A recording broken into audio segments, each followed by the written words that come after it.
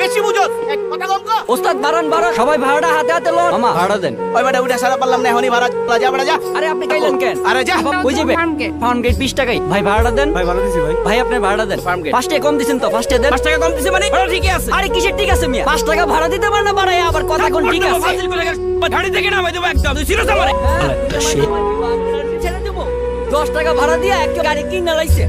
আপা ভাড়া দেন। কই যাবেন? আরে বাবা যাইবেন কই? মুখে কইতে পারেন না? হাতে কি দেখাইতেছেন? ওবা নাকি? এই আস্তে। আরে দূর।